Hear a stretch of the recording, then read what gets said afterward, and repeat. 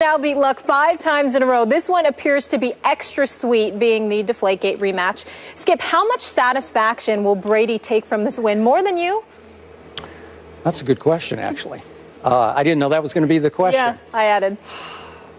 Stephen A., I believe that Tom Brady took a huge amount of satisfaction from what he and his team achieved last night, and he's not going to show you 1 ounce of it. I believe he knew going in it was going to be much tougher than most people thought it was going to be. And I believe that going in, he did not want to make this his team's Super Bowl crusade game against the whistleblowing, sorry Colts that they were. I believe that he knew, yes, they were, the sorry Colts, but he knew all he needed was a W because guess what? Division rival Jets loom next Sunday. So he didn't want to get too high for this, even though his numbers say that he was quite ready for this because he goes 23 of 37 with, count them, 4 drop passes. 4 drops. He throws for 312 yards that easily could have been 350 yards. 3 touchdowns and 1 interception that was the most unfair interception, quote unquote, I think I've ever seen because obviously he hit Julian Edelman right in the hands and it's this and up in the air and it goes for a pick 6. And remember, he showed you, and he mentioned after the game that he showed you some pocket movement that you don't always see from the guy that is often ridiculed as the unathletic dork that a lot of people think that Tom Brady is. And I thought he was masterful in the pocket and occasionally moving out of the pocket last night. You're not going to give him that, but he was. And that was after he lost his 2nd left tackle. Most teams couldn't overcome this. 2 left tackles gone in back-to-back weeks. Are you kidding me? You throw some kid in the game who's never even played, they move him to right tackle, and then they just try to figure it out from there on. So sometimes Tom Brady is literally running for his life, but you don't know that because he's quicker and more athletic than most people give him credit for. But here's what I loved the most about Tom Brady last night. We did not ever see Psycho Tom. He showed no emotion all night because I think he was fearful of being too hyped for that game. So he wanted to rein himself back in, stay under control in a hostile environment, and surgically carve up the Colts. And that's exactly what he did. No trash talk, no pointing. The only emotion they showed all night was Julian Edelman off the first touchdown, ran to the back wall and just fired it against the Colts. He spiked it off the Colts sign on the back of the stadium wall. We can see that right now. And in the end, I got to say this. The bottom line to this game, allow me, just indulge me this, was that the Patriots have a quarterback who's much better than the 4th-year Indianapolis quarterback. And I know Andrew Luck was supposed to be banged up shoulder going into last night. I thought he was throwing it just fine. I didn't see any pain in his shoulder. It didn't indicate itself in the way he was throwing the football. But I got to tell you, he's just extremely overrated. There's another big game that Andrew Luck came up small in. He was wild high a lot of the night. When it was time for him to make big plays, he did not make big plays. They had a 1-point lead at halftime, and through the 3rd quarter and much of the 4th, he struggled. That's the Andrew Luck. I keep saying, show me something if you're Andrew Luck, as in Luck, first ballot Hall of Famer. But in the end, I think Tom Brady felt extremely satisfied because they left town with a W, and they're still in perfect control to get ready for the Jets, not too high. I completely disagree with you about this, obviously. Let me say this. You know, it's really, really interesting. You know, when you're great, Skip, you don't need somebody bloviating about how great you are, where they take every little minute thing and blow it up to astronomical proportions. Tom Brady moved around in the pocket. He was brilliant. Oh, stop. Did you watch? Yes, I watched the whole game. Oh, well, then you must have missed those plays. It's not that I missed those plays. It's that they didn't look spectacular. They looked like Tom Brady. So we all recognize, and he's universally recognized as arguably the best quarterback in football. Although I say that bad man Aaron Rodgers is better, it doesn't negate the fact that that's the only debate that exists. There's no other quarterback that is mentioned in the same breath as Tom Brady in the NFL. So just because somebody a couple of weeks ago, whether it be Bart Scott or anybody before him, that did question the toughness of Tom Brady, isn't a license for Skip Bayless to sit up there and act as if Tom Brady went to get a cup of coffee, he's accomplished something miraculous. Pump the brakes. He's a 4-time Super Bowl champion. I've heard many more than Bart Scott bring that up. Well, they brought up his toughness because that's what they do. But let's be clear about something here.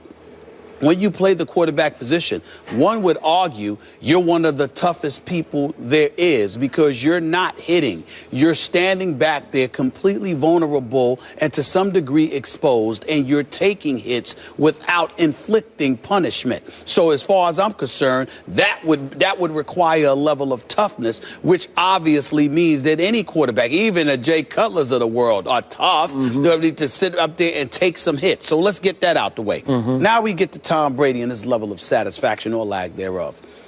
I don't think Tom Brady was satisfied at all.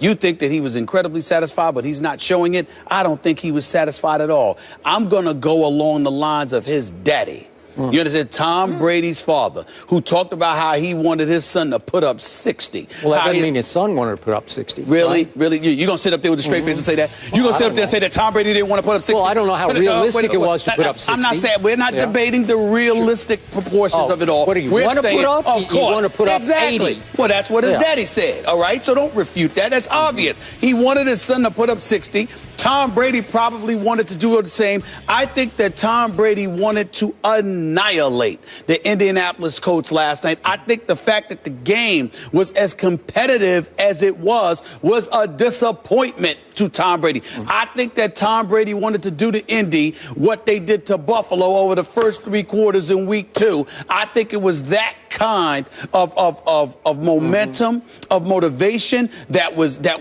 internalized, and I think the fact that the game ended up being far more competitive, that the Indianapolis Colts, to their credit, which surprised me, raised up and said, we know y'all are coming for us, and stood up like men for the first time against the Indianapolis Colts. Because let's face reality, they didn't look like men going up against the Indianapolis Colts. I'm sorry, going up against the New England Patriots the previous 4 encounters.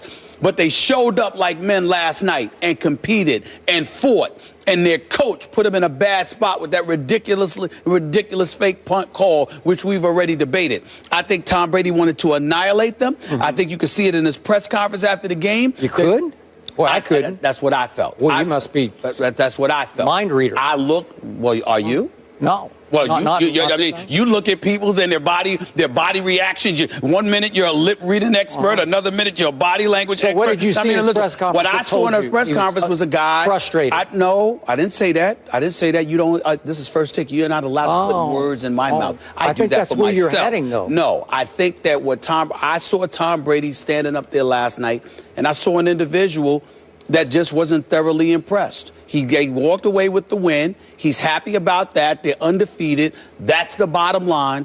But I really believed that he wanted to annihilate these boys. And the fact that they did not last night, I thought he walked away as somewhat disappointed. Did he do everything in his power to annihilate? Yeah. Did he play well enough to annihilate, right? Yeah, I'm saying it's a team effort. But I'm saying he wanted to annihilate. Okay. He wanted a blowout. But he couldn't be upset with his own performance in No, any I way, didn't say shape, that. or form. I just said, what did I say? Well, I don't know what you said. Well, then I'll be quiet then. Because clearly you don't understand me. I did say on several occasions he wanted a blowout. Yeah. How you don't understand that language is beyond me. I did say a blowout. So how, did I not say that? How frustrated could you be if you played your A game and the score was close? You want to blow somebody out, Skip? You can't understand that? That you want to blow somebody up, that you want to demoralize them, that you want to stick your proverbial foot on their proverbial throats and stomp them into the ground for all the negative publicity they brought your way? The fact that the entire offseason we weren't talking about you as a Super Bowl champion, that instead we were talking about you and Deflategate? You trying to tell me? I'm saying, what? Tell me, you can disagree all you want to, but tell me what is difficult to comprehend about the fact that the man wanted an annihilation. He wanted to see your head down in the second quarter and the third quarter. He wanted to see you blown out. He wanted to see you beat down. He wanted to stomp you into the ground and embarrass you. How is that difficult to understand that he could have wanted that? Okay. How is that? Because if I knew it was going to be a close game, trust me, he knew it was going to be a battle. Okay. So the Patriots average just to win. The Patriots sitting up there. What was the average score they beat Indy by? 48-17. 48-17. Yeah. So 48-17. But he knew it was going to be he knew it was going to be a tight game. Because they're going to play what you just said. They're going to play with their pride. They're going to play like men. They're going to play to not be embarrassed. That's what they're going to do. And their coach embarrassed them. I've seen Rex Ryan bloviate and brag about pride and manhood and everything else that you wanted to sit up there and throw in an opponent's face, and Tom Brady go out there and annihilate them. Yeah. I tell you, Tom Brady throughout his career has beat down plenty of folks who swore they would be ready for the Patriots, and they are ready. So all of a sudden, the encyclopedia on Tom Brady all of a sudden forgets that that doesn't apply to Tom Brady now. Here's why he took such satisfaction. Did you see what his coach did after the game as Tom Brady was leaving the field? I did not.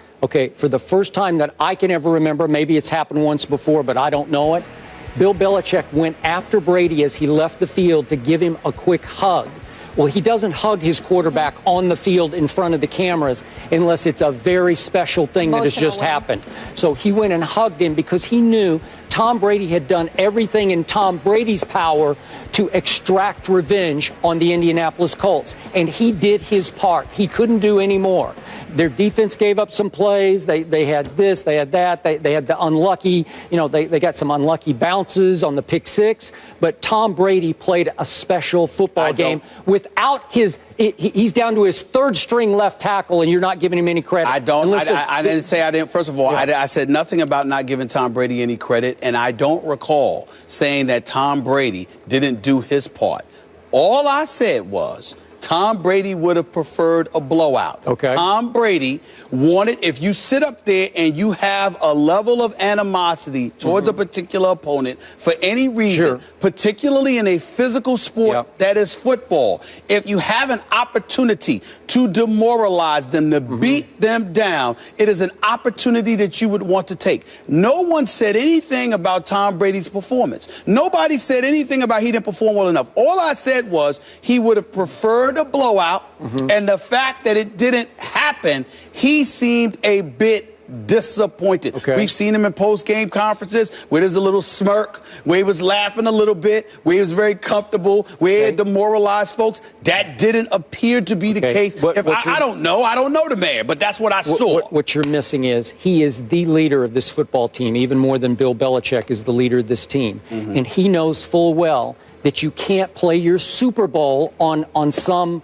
mid-October, late October Sunday night with the Jets coming up, unless you have a bye week. Maybe he would have been a little more emotional and demonstrative if they had a week off. But it's going to come quickly because they got to travel back on a late Sunday night game. Here come the 4-1 Jets. We're going to talk about this game a little later in the show. But trust me, that whole team was coached after the game to say it was just another game. It was almost laughable how everybody interviewed, Edelman, Gronk, it's just another game. Don't get too high or too low. The man was emotional in training camp. He was emotional in the preseason. He was emotional in the season opener. He was emotional against Buffalo. He was emotional against Jacksonville. But all of a sudden, he was reserved. We know they were coached. We understand that. We get that. These are the New England Patriots that we were talking about. I'm not debating that. I don't know the man. I don't talk to the man. All I'm saying to you is that based on the Tom Brady that I know, that I have watched throughout the years, I think he was disappointed because the victory wasn't as lopsided as he is accustomed to inflicting when an opponent annoys him. That is undoubtedly so because we have seen how he has reacted when challenged in the past. And I say if he had missed 7 or 8 passes and thrown a couple of picks and played the way he did against the Chiefs in Kansas City when they fell to 2-2 last year on Monday night, remember that? Then he would have been very frustrated and disappointed after the game. But you think he's very satisfied? Yes. Not so much. Would have liked more of a decisive win. Got the victory, right? 2009, the last time the Colts beat the Patriots. So Luck didn't get the monkey off his back, but Cam did. Cam Newton goes Superman against the Seahawks in Seattle, but did the Panthers win it?